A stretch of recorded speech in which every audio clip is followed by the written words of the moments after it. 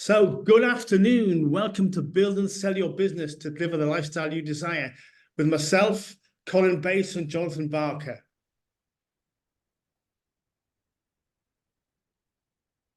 So, as is the format usually for these webinars, please put your microphone on mute. And any questions, please put them in the chat. There will be a Q&A session at the end of this. We'll answer any questions you want on any of the topics. So there's two common themes you'll see through all three presentations, and that the themes are to achieve your goal, you need to be intentional and deliver a plan. That's true for your life and true for your business as well. And the addition of external guidance and accountability will increase your chances of success. We all need accountability. Even me as a business coach, I have my own coach. We all need somebody to give us that guidance, give us that accountability. So I'm going to hand over now to Colin Bates, who will talk about lifestyle financial planning.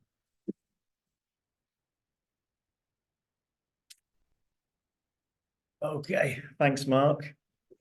Afternoon, everybody. Hope everybody's well. Yeah, so I'm going to kick off proceedings today, talk through kind of aligning your kind of business financial strategy with your ideal lifestyle.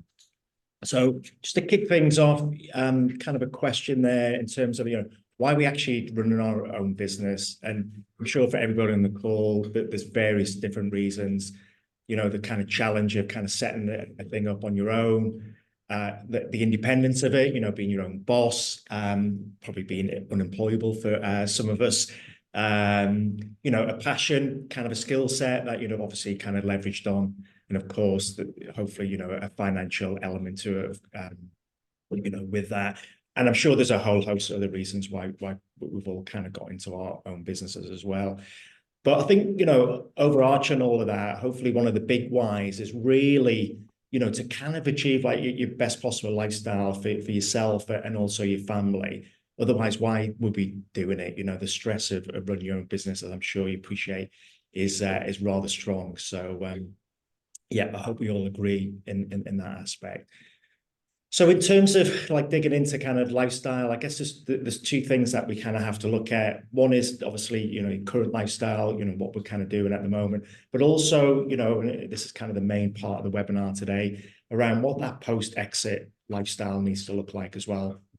So, current lifestyle, for some people, that's really about getting kind of that, life kind of balance right and having more of a lifestyle business, whereas for others it may be that you'll kind of forego a little bit of the current lifestyle, knowing that you can have this bigger kind of exit going on. So there's no kind of right and wrong reason here. I think the main thing is to really get intentional about what that needs to look like in terms of your current lifestyle, and certainly what that post exit lifestyle needs to look like. Okay, so if we kind of look at kind of the post-exit vision, we tend to kind of ask clients three main questions. Have you had enough? Do I have enough? Do I have enough to do? They're the three main things we ask them. So let's break that down a little bit. Have I had enough?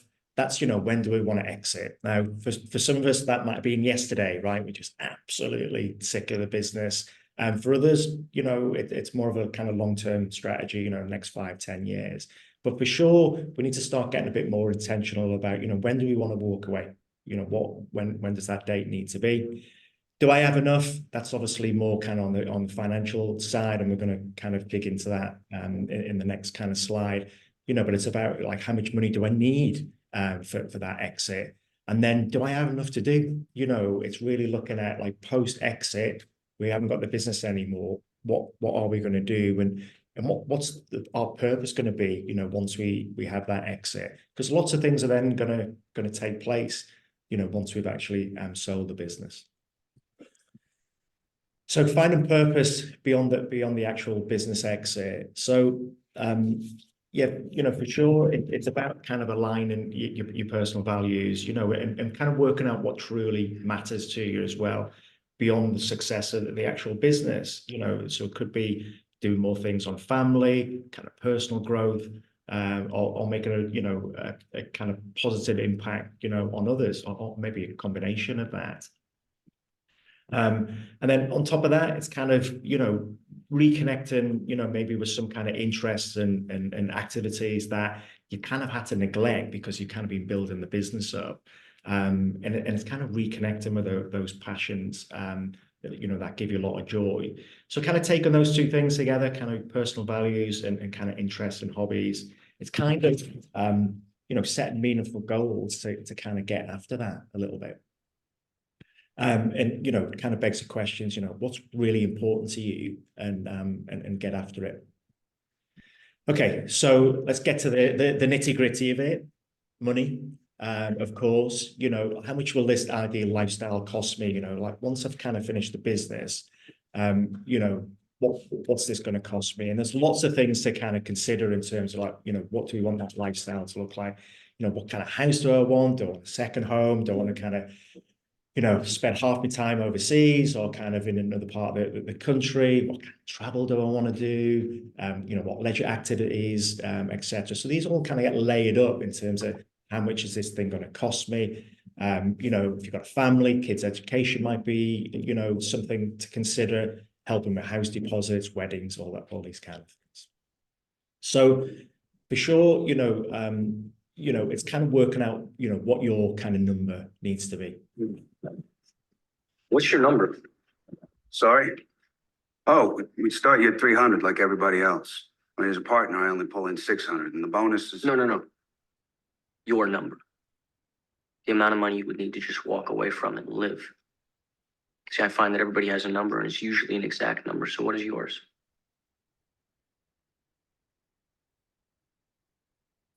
More. Very dramatic, of course.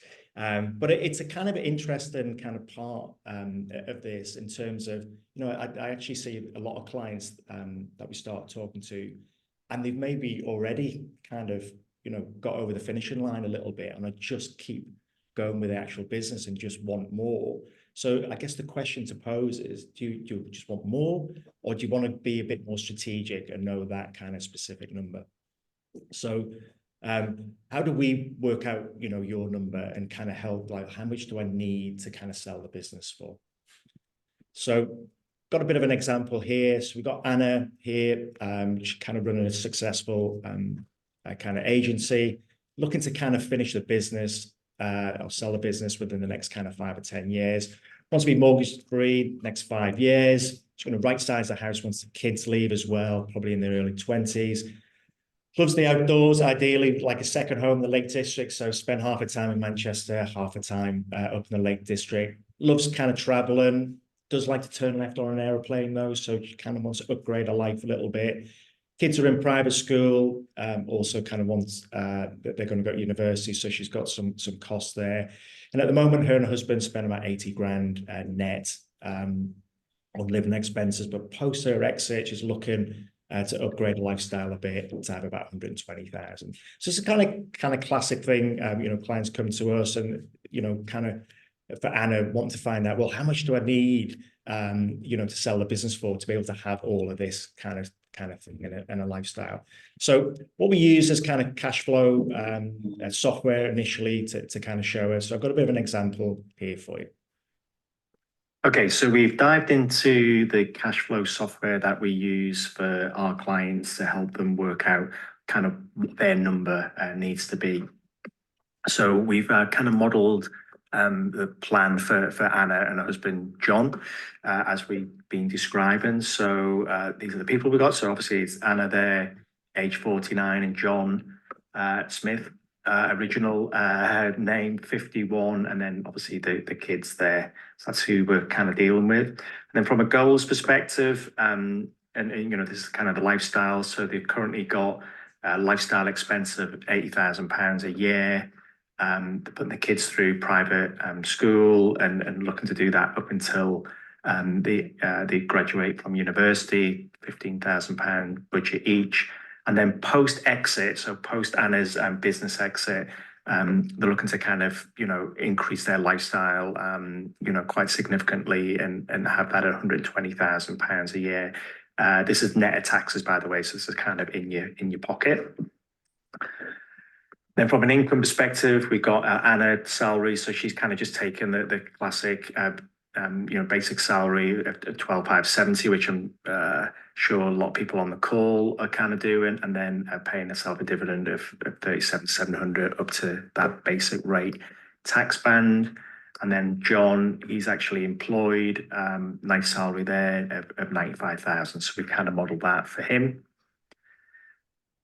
On the income side, on the savings and investment side, they haven't really got any other kind of savings and investment. All the money's kind of going into Anna's business, so they've not really got any other kind of personal investments on the go at the moment.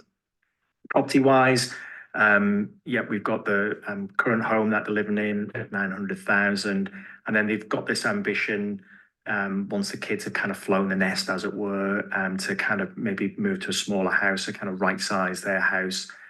So they would sell the main house and then purchase a smaller house, which is kind of better for the two of them, £500,000. But then they have the ambition to have a second home in the Lake District. They love the outdoors, stuff like that. So they're thinking that would be great post exit and kind of into their retirement. So they've got that. And then finally, we've got Anna's business, which obviously we don't know what the value is yet. It's kind of what we're going to do now. So we just put a nominal £1 in there for that. Pension wise, Anna hasn't got a pension. Classically, for a lot of business owners, the business is the pension. But John has. He's been employed, most of his life, so he's got a nice pot there, 425, and he's contributing 5%, and his employer is matching that. So we kind of model that in there. And then finally, just on the debt, like we said in the case, they've got a mortgage still of 120,000, and they're looking to kind of pay that down quite aggressively over the next kind of 5 years. Okay, so we'll kind of model that as well. Right, so that's what we've got. Move over to the timelines. This kind of shows them like all the events that are kind of going on in their life. We kind of plan people out quite late, kind of in and around 100. The reason is that, there's a very good chance nowadays that at least one of the couple has got a very good chance, according to ONS stats, to live that long. Probably 1 in 10 chance actually that one of them will survive at least to 100. So that's kind of why we plan out to this kind of level. Then some of the events we've got, we've got Sarah going to university, graduating 21, and we've obviously got her budget in there, £15,000 a year, and they've got Leo as well, graduating at 21. And then this is the kind of big events in terms of like Anna's exit here, and she's age 57. John's going to retire at the same time, so he'll kind of stop work, and obviously that's kind of when Anna's looking to retire. The right sizing, we've got that in and around kind of when Anna's 60. It's kind of more when the kids are kind of in their early 20s. Hopefully they've flown the nest, as it were, and then they're looking to buy that second home that the Lake District purchase for the 600,000 a year later.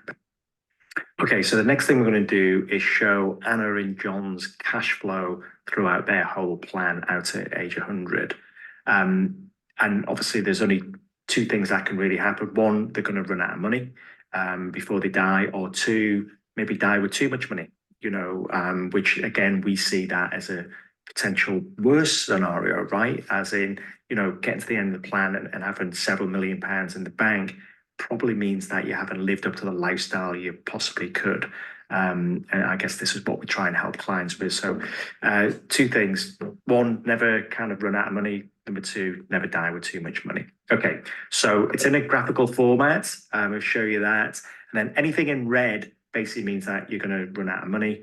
Anything in blue means, you're not going to run out of money, basically. So show you that single chart.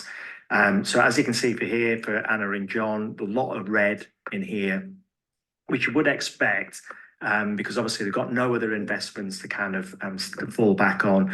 They're kind of looking to retire in and around this point.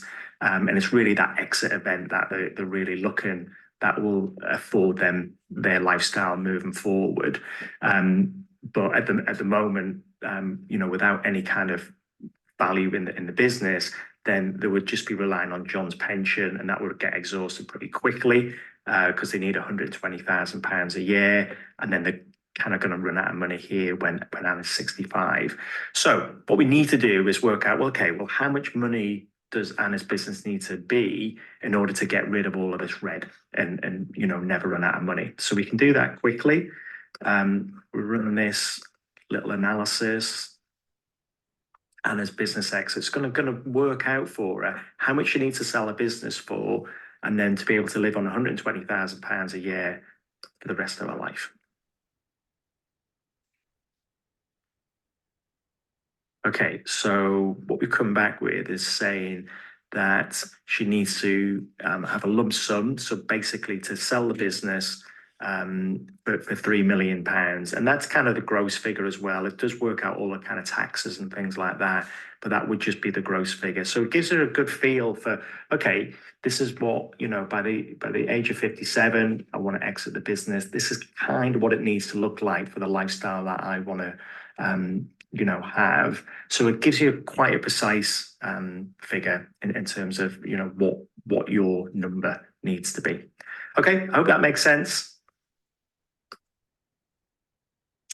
Okay, yes, I do. Hope that makes sense. Sorry, I videoed that rather than doing it live, just in case we had some gremlins. So that's kind of the plan A. Obviously, we hope we have a great exit. But what we always kind of say to clients as well is to have some risk management there and a contingency, the kind of plan B, just in case you can't sell the business for the price you really need, or as we all know, what if the business actually failed? There's a lot of business failures that go on out there.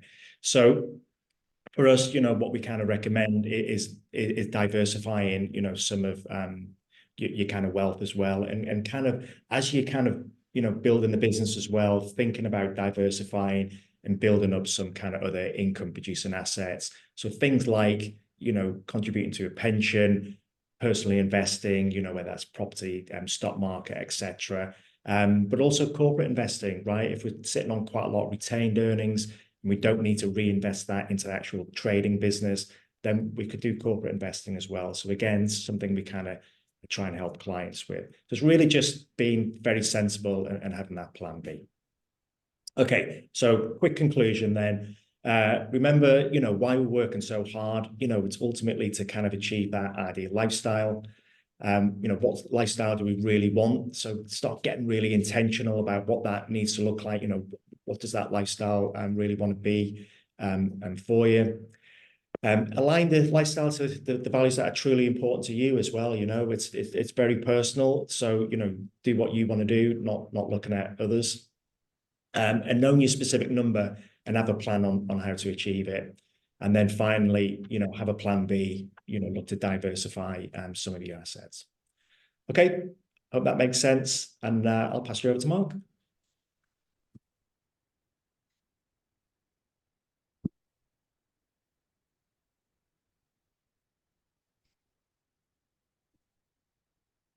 Oh, thank you, Colin. Excellent. So what I want to talk to you about now is how you build the business that delivers the income, but also then the future lifestyle that you desire. And to do that, it needs to be a business that works without you, because then you can sell it. And also you've got a choice. You can get income from it or you can sell it, but it needs to work without you. So we now know what you require from business to achieve the lifestyle you want.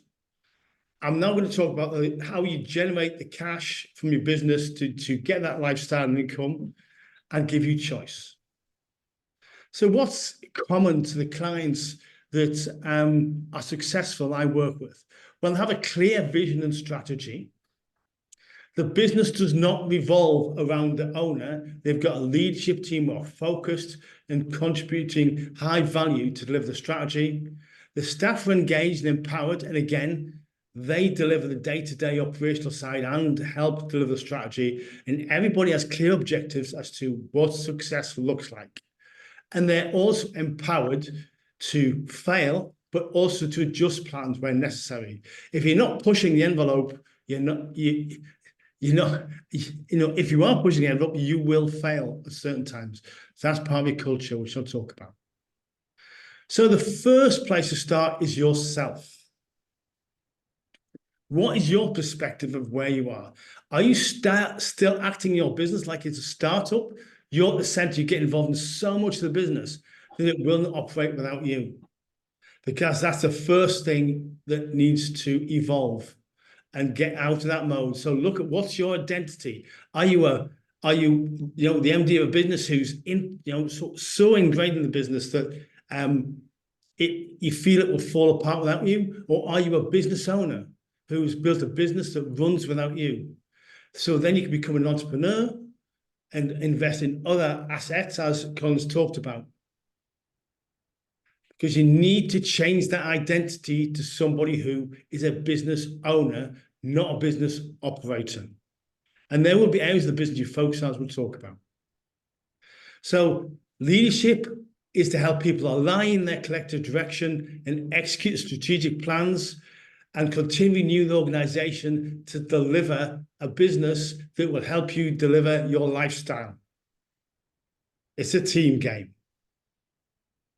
And I learned this, one of the best examples is I don't do a lot of cycling, but I went on a cycling tour down Portugal, and the guys were saying, get in the peloton, Mark, it's much easier. Get in the peloton. And it is. You save 40% of your energy when you're in that peloton. And it's the same with business. It's a team game. You need to have different people pulling together and different people leading at different times. And it's not all about you. It's about the team. But you still need to be involved in the business.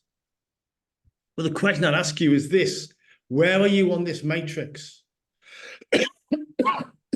Pardon me.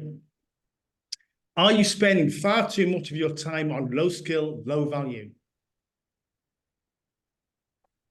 Because I see a lot of business owners, and they are. And you've got to move to the high skill, high value areas where only you can add that true value. Because we are all kept from our goals, not by obstacles, but by focusing on lesser goals. So you've got to find where you add high skill, high value, and then move gradually towards that. Your team can deliver the low skill, low value work. You have unique value. So you need to make prioritization a habit for you particularly, and then you need to cascade that down your team. Because often we have enough people, they're just not focused on the right things. So you need to focus on prioritization. Your team need to focus on prioritization, particularly your leadership team, to build the business that you need. So for you, it's particularly, this was taught to me by a very, very successful entrepreneur: control, not do. Take yourself out the operational side. You can gradually migrate and evolve to do that. It's not immediate. It's never going to be immediate. But how do you do it? So when you've got a team who is running and delivering strategy in your business, what is now achievable? Isn't it so much more? You are not the bottleneck. So key to that is develop a leadership team. You want people who complement you, but also will challenge you. Challenges gets the best ideas out there. In the end of the day, we're looking here to build a business that runs without you and will deliver the lifestyle you desire. So, I don't know if anyone's read any Patrick Lencioni, but he talked about the 5 dysfunctions of a team. So the basis of every leadership team is trust. You need to get the right people in there, and there needs to be trust between the team. If you have trust in the team, they can have open discussion about anything. And then they will come up with a solution. It may not be the majority solution, but again, it has to be disagree and commit. Then when everybody leaves that room, everybody commits. Therefore, everybody's accountable, and that delivers results. If you don't have that trust, the whole this pyramid collapses. So your leadership team is vital. You say, how do I get my team to be self-starters? How do I get them to be leaders? So the first thing is, everybody's read Daniel Pink, some excellent books. He talked about drive. We need to get people, and this is within the whole organization as well, intrinsic motivation. Get them feeling they're doing something important. Get them feeling they're engaged. Get them feeling they have a choice. And that comes down to autonomy, letting them do jobs, mastery, have the skills to do the job, and I'll come back to that, but also a purpose or a vision. You need to attach people more than ever to your purpose and vision for your company. And then they will work towards it with you. It has to be something in there for them, by the way. It can't be, oh, I want this fantastic lifestyle, please work hard. There has to be something in there, that purpose and vision for the whole of your team. And the best way to get that message across is our growth story. What's our vision? You see what McKinsey talked about, businesses that grow 2.4 times more faster than their competition. And part of that was they had a growth story they tell all the time. And look at what Steve Jobs is talking about.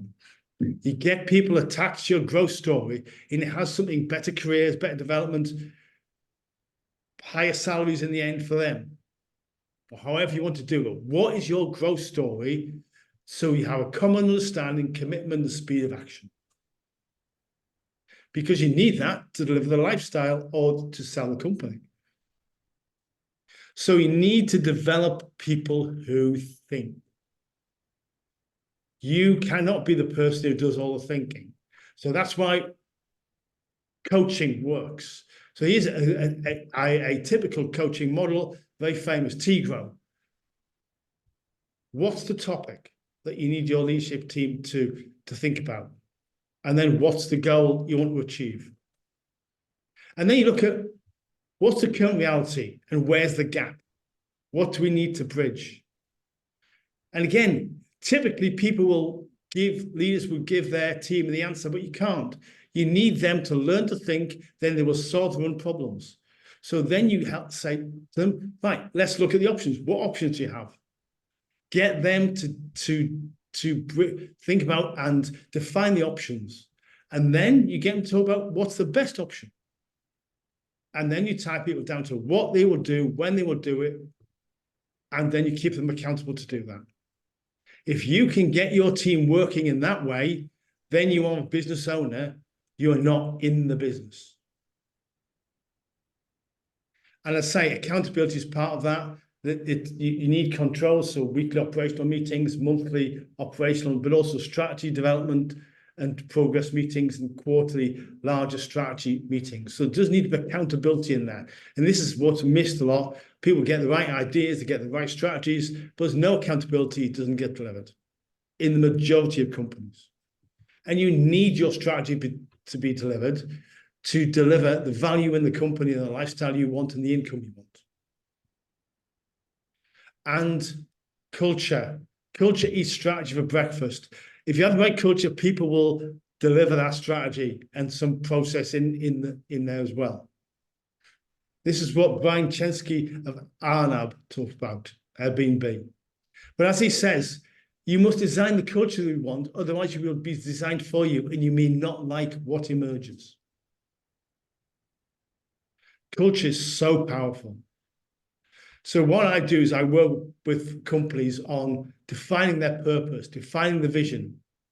Then what is your culture? Because if you don't define it with your team, because they need to buy into it, it has to be our culture. It's not your culture, it's our culture. It's our behaviors. They're our principles. If you define that, people know what the rules are. And they will be able to run the company based on those. It's very simply, this is the pitch and these are the rules of the game. If there's anything that needs your attention, they'll come to you, but you're outside those parameters. But you give people the rules and you let them build and run your company. So then you need to look at, well, are people performing? Because often, sometimes anything goes to plan. So you could culture, but then if you want to look at performance, there are three things you look at. Somebody's not performing. Is it the process they're using? Is it the skill set? Both of those are quite easily fixable. You evolve the process, you improve their skill set with training. The challenge you have is when people have the wrong mindset. You cannot change people who do not want to change. So therefore, that's when you need to look at a different plan, and probably an exit plan in a lot of cases. But you need to drive performance.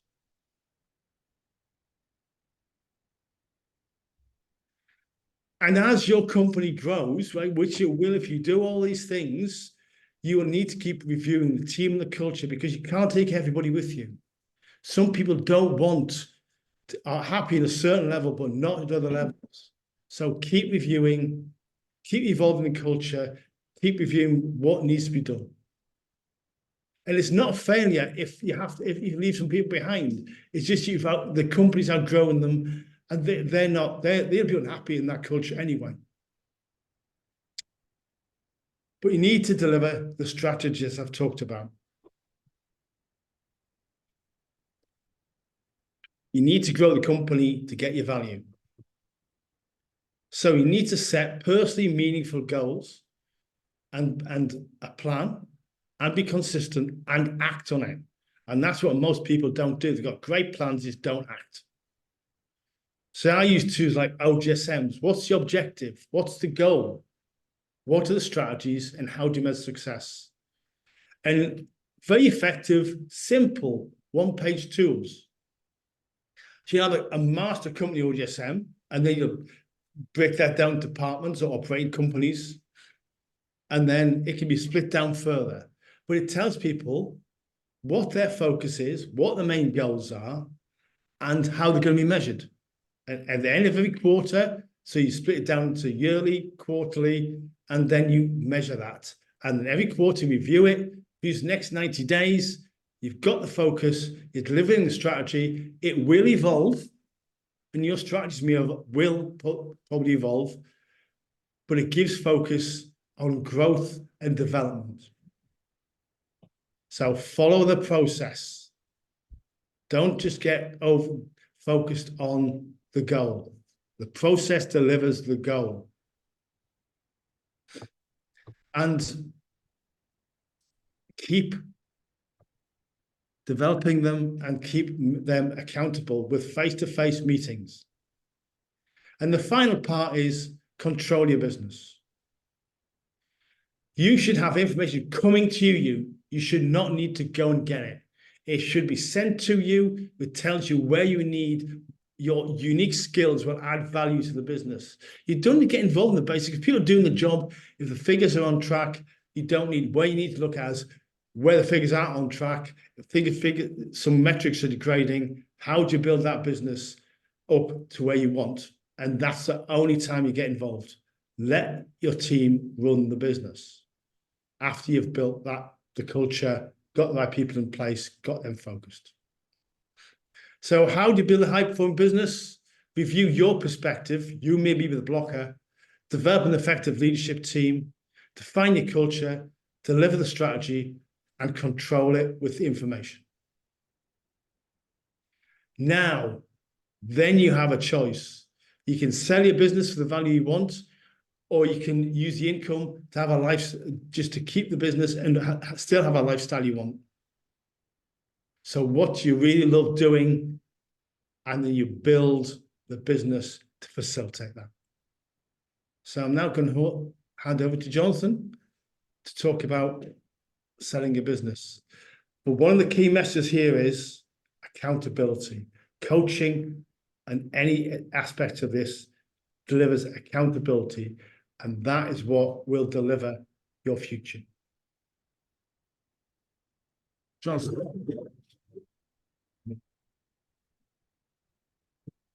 Hello, everybody. First of all, please forgive me for breaking protocol, because I'm going to say hello to my special people that are watching. So hello, Oliver. Hello, Hattie. So I'm Jonathan Barker, and this presentation is titled From Entrepreneur to Advisor. So my business started with a goal. And I think that every business, and anybody watching this who has a business, you should have exit in mind at all times. And that's not to say that you should be looking to sell straight away or anytime soon, but I think the thought process of having an exit in your mind is important. And I said this just after I sold, which was 20, it may take 3 or 20 years to sell, but I say exit must be part of that business thought process. So back in the 1990s, I, Jonathan, lived in the world of watches. All I did was live, breathe, and deal with watches. I sold 2 brands. I launched the Adidas brand in the UK and also the LS brand in the UK. And in doing so, I got access to the backs of all the jeweler stores. And what I saw was that the way they did the watch repairs was poor. It was negative. It was, we'll have to send it off. We're not sure we can do that brand. We haven't got the right tool, we haven't got the right battery. I thought, what's going on here? So I did my research and I found out that the most profitable part of the watch and jewelry trade was actually the watch repairs. Yet nobody was doing it properly. And I thought, aha, there's got to be a way. So I had my light bulb moment. And I decided that it was going to be done differently in a very different way that had never been done before. And my vision was to disrupt the UK's watch repair sector. And how was I going to do that? It was going to be positive, yes, can-do attitude. It was going to be watch repairs only. It was going to be white lab coats, clinical look, clinical feeling. No longer were the tools and equipment at the back of the jeweler store that you never saw. We brought it to the front. That was the plan, that was the idea. And therefore you could see your watch being repaired if you chose to do that. But there were challenges in the way, and a few small challenges. Number one, I had this vision, but I couldn't repair watches. Didn't know anything about watches in terms of what's on the inside. I understood brands and marketing, but not about watch repairs. So I'm going to have to hire a watchmaker somehow, find one. I didn't have a clue how to run a business. Who does when you start off? It's a learning thing. Nobody really knows. You've got to learn and take advice as you go through it. But I had no clue whatsoever. And I had no business plan. I had no money and no money to borrow against. So I literally had this idea and this vision, but I had no business plan, so I couldn't even go to a bank. So I hired an accountant who helped me create a business plan. I didn't have any money because I didn't have any money in the property or anything like that, or savings. So I had to get around that one. And like I said, I had a watchmaker lined up to hopefully start if I did. So how did it work? So I needed the help of something very special, which you can see on the left of your screen, the Prince's Trust. So I went to 4 banks with this idea. I needed £30,000 to take off this idea with a kiosk to do watch repairs only, wearing white cloaks, all clinical. And one of the banks, they all turned me down. Then one came back, it was HSBC, and they said, Jonathan, we think there might be a way. And that way, hopefully, is if we involve the Prince's Trust. So the Prince's Trust, if you don't know much about it, it's there to support young people, entrepreneurs, people that need help, need guidance. So they got involved. The money was lent. They took 70% of the risk of the 30,000. So if it had gone pear-shaped, they would have lost 21,000 and the bank just £9,000. So roll on to 2019. I was very lucky because I got the opportunity of meeting King Charles. And what was he like? He was delightful. He was sincere, had a fabulous handshake, great eye contact, knew his watches, knew his brands, and he'd even done, or his team had done research about my business. So it was a great privilege for him to meet to meet Charles. So 2000 is the year. We start off. We've got the money, we've got the business plan, hired the watchmaker, and we started trading as the watch doctor. I changed that quickly to the watch lab because we couldn't trademark the watch doctor. But that little kiosk you're looking at is 10 square meters. It's got glass to 2 meters high.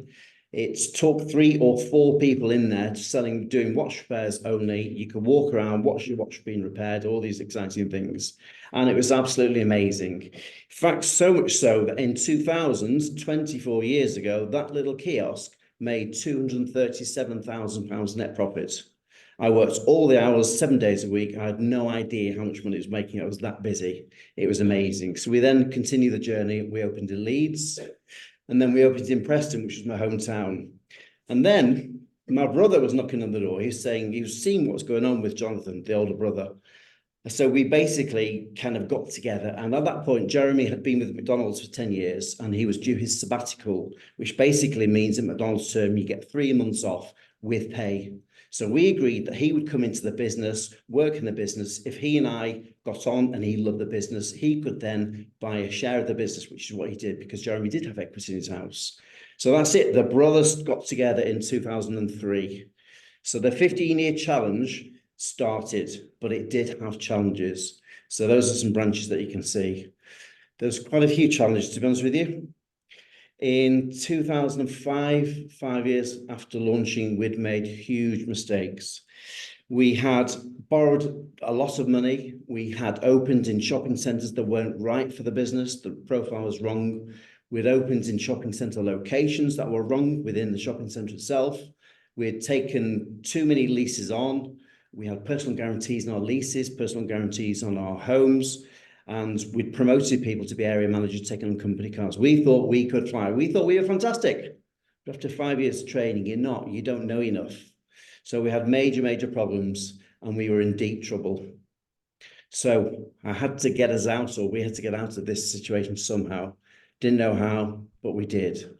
And the way we did it was we literally handwrote letters to addresses of landlords and companies' house and internet searches that we'd found these were landlords, partners of owners of these shopping centres.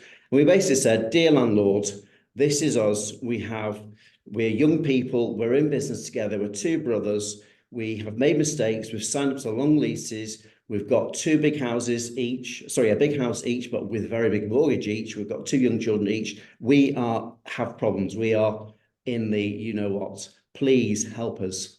So these letters were sent special delivery. They weren't responded to, but within about a month, their agent started talking to our agents.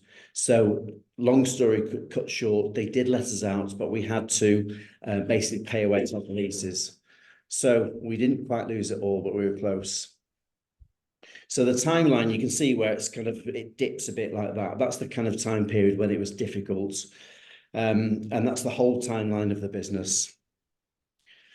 So we also opened head office and workshop. We'd managed to get accreditations for key brands like Amiga and Rado and Longines. So everything was supportive in there in terms of what we're doing.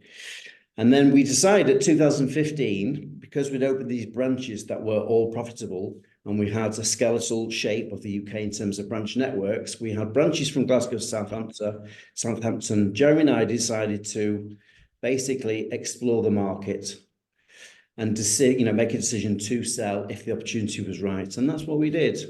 So we lined the corporate finance houses up. Corporate finance are the business that sell your company.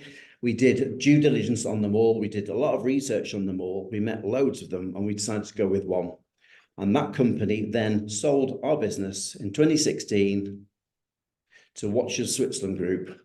Watches Switzerland Group, you may know, is the company behind Watches Switzerland's Mappin and Webb, which is the King's jeweler, Watches Switzerland, which are very niche, Goldsmith chain, 140 branches, Mayors, which is New York, blah, blah, blah. So we were a key part of their business, and we were delighted to be there. We stayed on for 2 years to do an earn-out, which was part of the deal. In 2018, we retired. And interestingly, that is true. I don't really like watches. It's not the thing. It's just a business opportunity. But it was the thing because it gave me something that was quite amazing. So 2016, my life changed forever. We did the 2-year earn-outs, bought the house, bought the car, invested in property, bought a little holiday home. Life was great. But after the 2 years, I realized, after 2 or 3 years of not working, I realized that there's a lot more to life. I'm too driven to do this kind of thing only. I wanted to help other people in terms of their own kind of exit.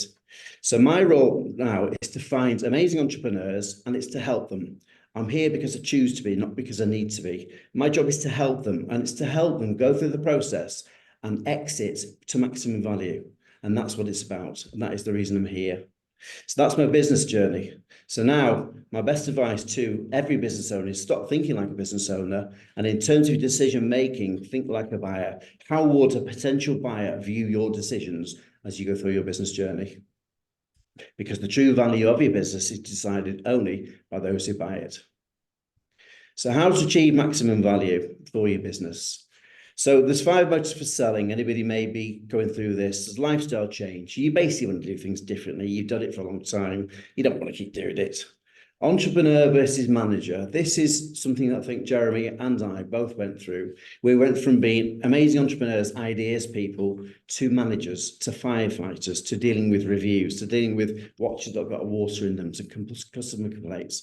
It was not great, but we had to kind of, put that to one side. Time never stops ticking. I know it's a bit statements of the obvious, but the longer you're in your business, the older you're getting. It doesn't always have to be like it is, and it's worth remembering that as well. And company lifestyle, companies do this, they kind of go up and down, and we managed to sell when we'd gone through all that, and we're kind of on this kind of path, and that's the ideal thing. But look at your business as to when may be the best time. It may be now, it may be soon, but you don't want to miss it. And management of risk as well. When you cash in, obviously everything changes, your world changes. So why Kingsbrook? This is the company I work for. These people are the Rabettes family. The Rabettes family own this business. It's still family owned, it's unique. So the older chap in the front is called Brian Rabettes. He's in the late 80s. And in the 80s, 1980s, he had a publishing business. And basically had an approach from a competitor to buy his business. And they made an offer. So he thought, well, if one person's interested, maybe there's others too. So he then went to another couple of companies who also offered his business. He took the best offer from the second lot, went back to the first one, they increased their offer, he sold his business. And it's the simple sales and marketing principles behind this that allow Kingsbrook to do what they do and sell for maximum value. It's a sales and marketing exercise. So it's family-run business, started in 89, 1,500 plus transactions completed. We're sell side only, and 80%, interestingly, of the people that we sell to weren't looking to buy. I'll come back to that shortly. So in terms of core pillars of success, I'll fly through this one. So avoid passivity. It's a sales and marketing issue. It's not about motives versus multiples. It's not about multiples of past profitability. Not at all. It's all about the future. Find the right buyer. Look beyond the others. Think outside the box. Don't just go to your competitors. That's what it's about. And a complementary buyer, one that's not even in your sector, is the best one. Sell the future, not the past. It makes sense, but the past is the past. You may have been brilliantly profitable in last year, the year before, and the year before that, but that has no relevance to the future, because the future is what the business can do in the hands of a bigger company with more kind of investments. So it's not return investment. It's not about getting your money back at all. And it's not all about past performance. And this bit here is what I love, because we at Kingsbrook changed the mindset. And I love this because we changed the mindset of buyers, potential buyers, from I want this business and I want to get it for as cheap as I can, to I want this business, I really want it, I want to do things with it, and I don't want anybody else getting it. And I love that. Choice is king. When you have a choice of people, companies making offers in your business, it helps generate a premium price, and it gives you choice as to where you sell your business and to say who takes it on from that point. What generates a premium price? You've got to target larger companies who are not looking to buy. With every business that we sell, we approach around about 100 companies, and it's a direct approach via a phone call, believe it or not. Yes, it's true. Focus on future opportunities. It's all about the future. Offers are invited based upon what this company with deeper pockets and bigger resources would do with that business. Create competition. When there's competition, there's no price chipping, and you can maximize your value. And that will get you sleep easy money. So our team and process, there's a team of 6 people involved with you. We've done this for over 34 years. It's a tenacious, experienced team. We're sell side only.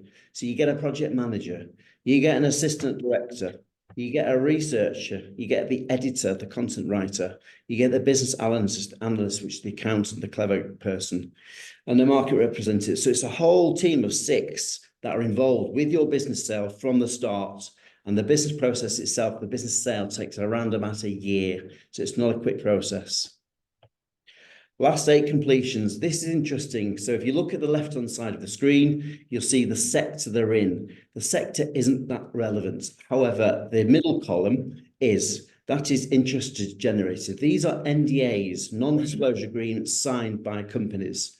So basically, of the 100 that we approach, it comes down to maybe 30, 40, 42 kind of NDAs being signed, which might lead to 10, 15, 18 kind of numbers of people then wanting to meet you.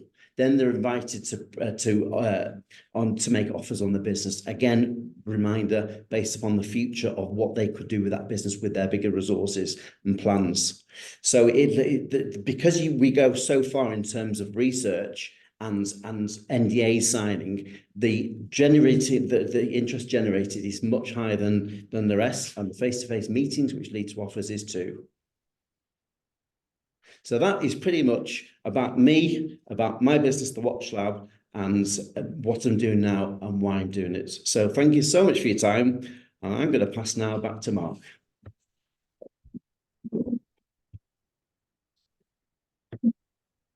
Thanks, Jonathan. So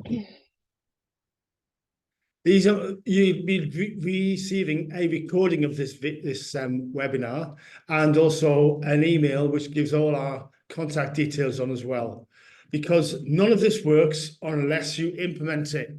As we talked about it, this has to all be intentional, and that's where we can all add value in different ways. So that will be with you soon.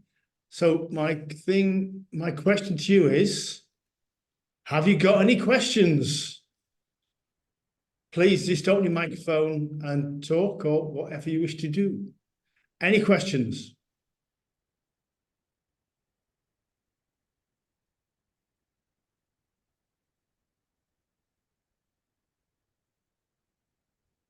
No? Somebody must have a question.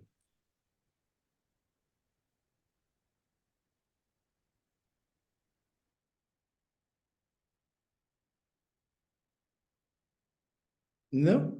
Okay. Well, if there's no questions, I'd like to thank you all for attending today. As I say, you'll get a recording of this webinar, and you'll get the opportunity to arrange a meeting with any of us, or any of the three of us.